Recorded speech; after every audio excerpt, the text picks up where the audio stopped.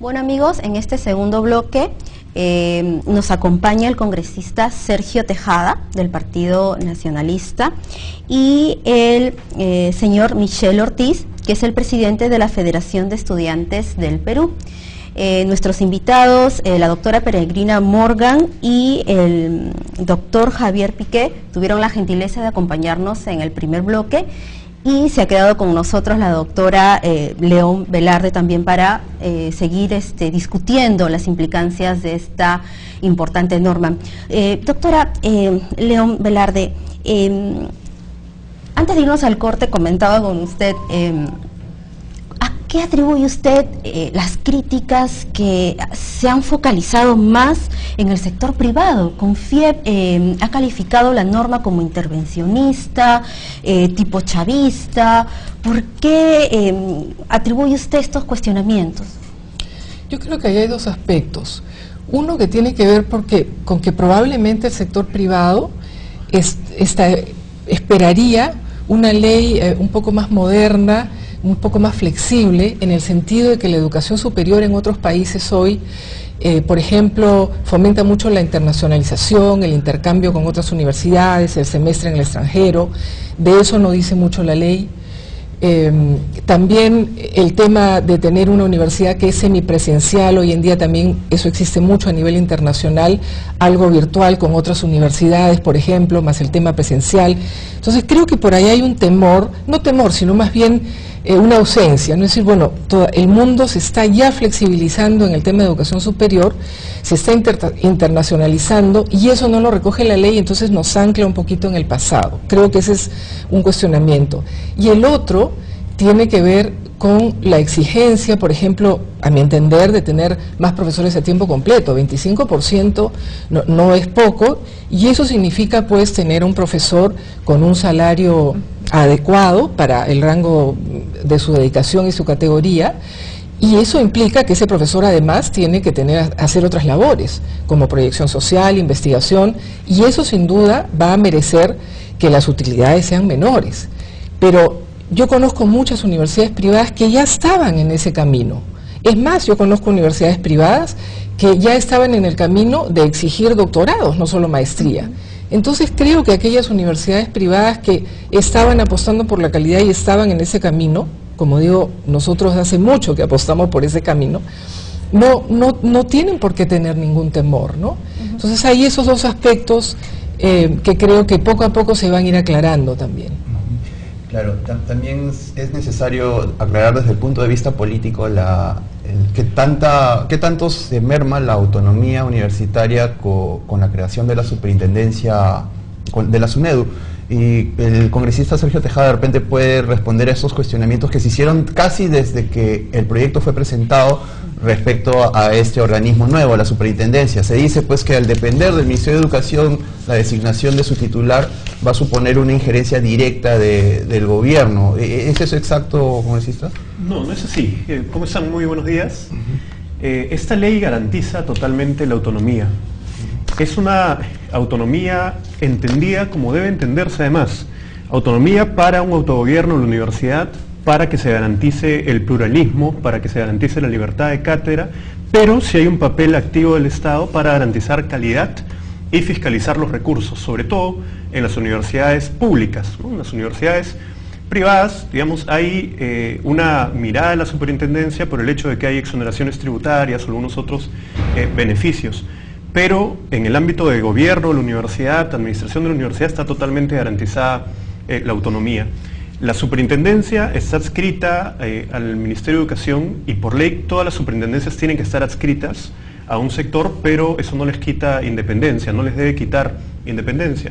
Además, la composición misma es plural. Hay representantes que provienen de universidades públicas, de universidades privadas, de CONCITEC, del Ministerio de Educación. Y además hay requisitos altos para integrar esta superintendencia, su consejo. Entonces creo que sí se va a poder apuntar al objetivo central de la superintendencia, que es calidad. Y como ya se ha dicho bien, hay varios estándares que se están elevando y varias universidades que lo han venido haciendo además. Entonces creo que aquí incluso se recogen buenas prácticas de algunas universidades que van a servir de modelo para que no haya universidades que estafen a los alumnos, que funcionen en condiciones inadecuadas. Hemos visto universidades arriba de un chifa, arriba de un casino, que realmente no tienen las condiciones para llamarse universidad. Vamos a estandarizar de alguna manera hacia arriba y posibilitar que se fomente la investigación, la calidad, etcétera. Doctor, toda reforma demanda recursos. ¿Se garantiza la dación de estos recursos? ¿A cuánto ascendería de la inversión? ¿Tiene algún estimado? No te podría decir ahora un monto, pero evidentemente el Ejecutivo ha tenido mucho interés en que salga la reforma y va a garantizar los recursos que sean necesarios, ¿no? Va a haber un proceso de implementación donde va a haber una participación importante de los estudiantes, la elaboración de los nuevos estatutos para adecuarse a la ley, y esto va a demandar recursos, por supuesto. ¿Garantizados están entonces? Sí, están garantizados. Quería yo consultarle a Michael Ortiz, presidente de la Federación de Estudiantes del Perú, ¿qué pasó con aquellas advertencias que se hacían desde el lado opuesto a quienes están a favor de la ley? Señalaban estos, particularmente los rectores de algunas universidades, de que una vez aprobada la ley se iban a llenar las calles de estudiantes protestando en contra de su promulgación, pero bueno, parece que no ha sido el caso, y quisiéramos consultarle a él cómo ve los estudiantes, particularmente los afiliados a la FEP, esta situación. Bueno, buenos días con todos y gracias por la invitación. Bueno, recordemos que el proceso de la elaboración de esa ley actual y aprobada ha venido dándose desde hace 2 años, y hace 2 años en el predictamen, por ejemplo, consideraban a la educación simplemente como un servicio público, más no como un derecho fundamental. Condicionaban en un articulado lo que es la gratuidad de la enseñanza en las universidades públicas, bajo el tema de rendimiento académico, que es entendible, pero más allá también condicionaban la figura esa de un ingreso, o por el ingreso económico deficiente de la persona para que pueda gozar de esa gratuidad.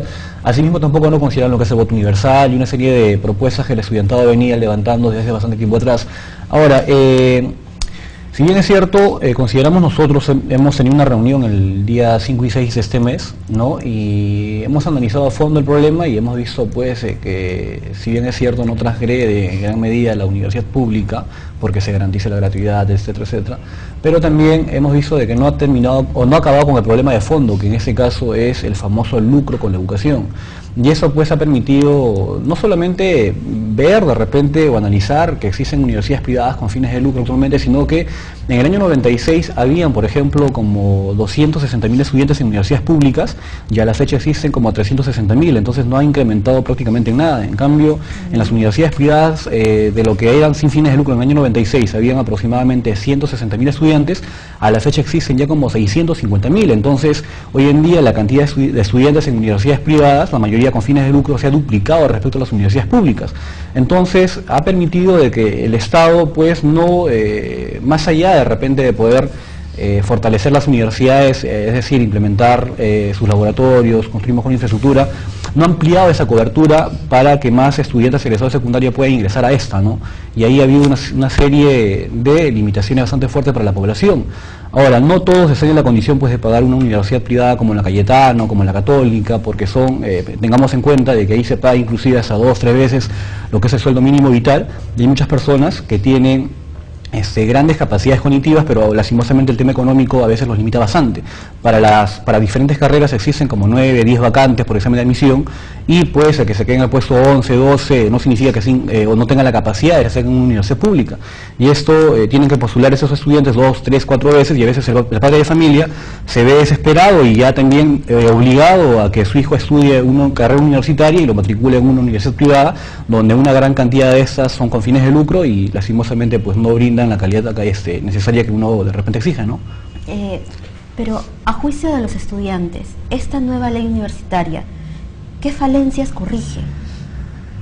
Bueno, a ver, algo bastante rescatable podría decirse ya lo que es el voto universal. Nosotros exigíamos de que sea paritario, al menos esto ayuda en las universidades públicas porque las asambleas eligen a sus rectores y simplemente se concentran en poder copar lo que es o ganar las elecciones para la asamblea a través de docentes y estudiantes para tener asegurada la victoria en la próxima, en ese caso en el próximo gobierno de la rectoría.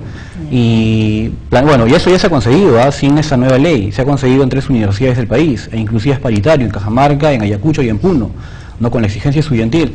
Y lo otro es, por ejemplo, poner mayor énfasis en el tema de investigación, pero también preocupa lo que es el financiamiento de la misma. Por ejemplo, el dictamen consideraba un financiamiento para la investigación de tragamonedas o de casinos, es poca cantidad de dinero, alrededor de 20 millones aproximadamente, pero en esa nueva ley aprobada se ha quitado de repente ese tipo de financiamiento en la investigación. No sé si es que ya acá le compete al MES, al Ejecutivo, tener mayor participación en esto y pues tener mayor política de prioridad hacia la educación para poder invertir correctamente, ¿no? Es uno de los puntos que se han criticado, precisamente aquel de la votación, del voto universal y directo para elegir a las autoridades universitarias. Se ha llegado incluso a decir por boca de algún rector que es uno de los métodos favoritos de la subversión, de Sendero Luminoso para copar. ¿Tú qué puedes decir al respecto? Que la mayoría de esos rectores están desesperados porque ya tenían asegurado lo que es la asamblea universitaria prácticamente ganada para la próxima rectoría y tratan de hacer hasta lo imposible para evitar de que, si por ello fuera el voto universal, si es que no estuviera en esa ley, bueno, dicen que es bienvenida, ¿no? Y eso es bastante preocupante. Ahora, lo que sí se ha visto, por ejemplo, en lo que respecta a las universidades públicas es que condicionan la segunda carrera, que no va a ser gratuita, por ejemplo, los servicios como el comedor, la residencia en las universidades públicas manifiestan como que puede ser un servicio brindado por la universidad de acuerdo a las capacidades que pues se pueda tener y no está obligada a poder darlas, ¿no? Como antes sí lo estaba. Lo otro es de que nosotros planteábamos de que un representante hacia los órganos de gobierno basta con que sea estudiante regular, ¿no? Y no pues que sea básicamente del tercio superior, por ejemplo.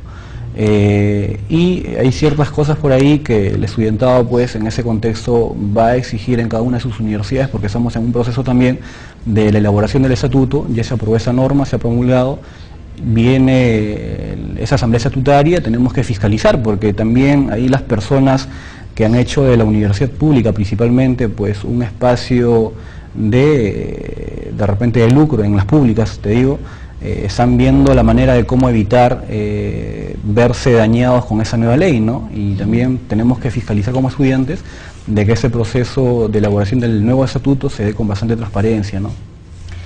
Doctor Tejada, esta ley sigue siendo criticada por los sectores que se resisten, hablando de la Asamblea Nacional de Rectores, algunos rectores, el sector privado, como le comentaba la doctora León Velarde.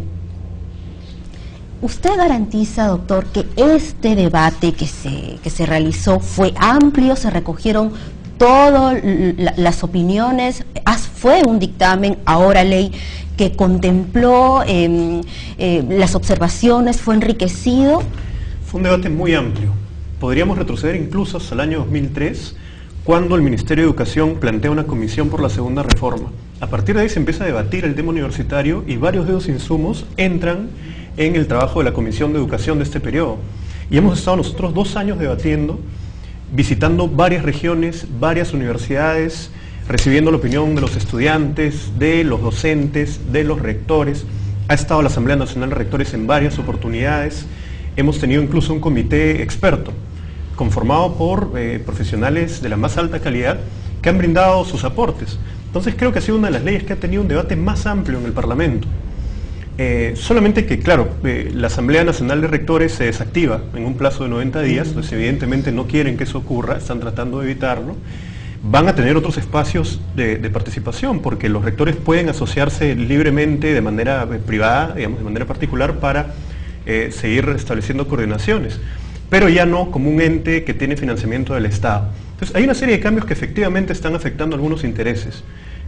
Como decía Michael, están afectándose intereses de algunos rectores que tenían manejadas las asambleas y que no quieren que haya elección, pero creo que todo esto se va a ir resolviendo y vamos a ir superando algunos obstáculos que tengamos en el camino, ¿no? Por ahí hay que poner en práctica la ley y si hay alguna dificultad hay que ver cómo la ajustamos para que el interés superior, que es la calidad educativa, que es la formación de los estudiantes, se vea favorecida. Justamente a la doctora León Velarde quiero preguntarle, ella como rectora, usted como rectora, ¿cómo ve esta desaparición de la ANR? ¿Qué tanta falta va a hacer para el sistema educativo y bueno, cuáles serán las consecuencias al respecto? Bueno, yo creo que los rectores debemos de volver a asociarnos, tal vez con algunas condiciones, con algunas pautas, porque en todo sistema educativo a nivel internacional existe la Asamblea Nacional de Rectores y es un referente para pedir opinión, pero no necesariamente, efectivamente, en todos los países reciben financiamiento del Estado, pero es una instancia que siempre se pide opinión para hablar, obviamente, de la educación superior. De manera que yo creo que tiene que existir, pero tiene otras posibilidades de existir, y reconocer lo bueno que ha hecho la Asamblea Nacional de Rectores, porque en los últimos años, sobre todo, ha estado haciendo buenas prácticas. Y debo decir que a nosotros también nos han invitado muchas veces, por ejemplo, para que vayamos a las regiones a hablar sobre nuestro sistema de investigación. Nosotros hemos sido los primeros en tener un vicerrectorado de investigación, cómo estamos ya generando la oficina de transferencia tecnológica, cómo estamos trabajando los temas con la empresa. Entonces, sí ha sido un espacio interesante de coordinación y que creo que debe mantenerse para conversar entre los rectores, hacer buenas prácticas, pero obviamente con otras condiciones. Y para los estudiantes, ¿cuál ha sido el balance de la gestión hecha por la ANR? Como decía mi colega aquí, Fidel, ¿va a ser necesaria? ¿Qué tan necesaria ha sido o será de ahora en adelante? Bueno, la ANR ha presentado un proyecto de ley, tengo entendido, y es el proyecto de ley dictamen en minoría de la congresista fujimorista Carla Schaefer.